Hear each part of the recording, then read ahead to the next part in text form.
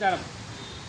మనం అందరూ అంటుంటాం వింటుంటాం చాలా సంవత్సరాలుగా మట్టి గణపతి వాడాలని. ఇక్కడ మట్టి గణపతిని చాలా అద్భుతంగా చాలా పెద్ద పెద్ద వినాయకులు అంటే 14 అడుగుల వరకు చాలా అద్భుతంగా ఓల్డ్ ఈజ్ గోల్డ్ అంటారు. ముందు మన 30 సంవత్సరాలకు ముందు మన పెద్దవాళ్ళు ఎలా చేశారో అలా ఇక్కడ దొడ్డిపల్లిలో మెయిన్ హైవేలో మట్టి వినాయకులు చాలా అద్భుతంగా చేస్తున్నారు. ఇక్కడ చూస్తున్నారంటే చాలా అద్భుతమైనది. అక్కడ 14 అడుగులో పెద్ద వినాయకుడు.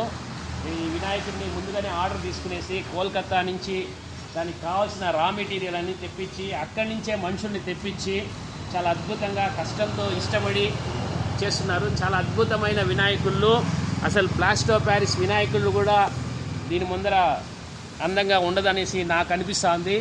ఇది భూమిలో నీళ్ళల్లో కరిగిపోతుంది, పర్యావరణానికి ఎలాంటి హాని జరగదు. ఇది మొత్తమే బంకమట్టి, కసువు, అదేవిధంగా మూటలు చూడొచ్చు, పొట్టు అనమాట, బియ్యం పొట్టుతో తయారు చేస్తున్నారు. మంచి చెక్కలు పెట్టి ఈజీగా ఇది భూమిలో నీళ్ళల్లో కరిగే విధంగా లెస్ వెయిట్లో బంకమట్టి వినాయకులు చేస్తున్నారు. చాలా అద్భుతంగా ఉంది. ప్రతి ఒక్కరూ ఇక్కడ వచ్చి ఒకసారి చూడండి, వీళ్ళకి ఆర్డర్ ఇవ్వండి. ముందుగానే ఆర్డర్ ఇస్తేనే చేస్తారు ఇది. కాబట్టి ప్రతి ఒక్కరూ మట్టి వినాయకులే వాడాలి.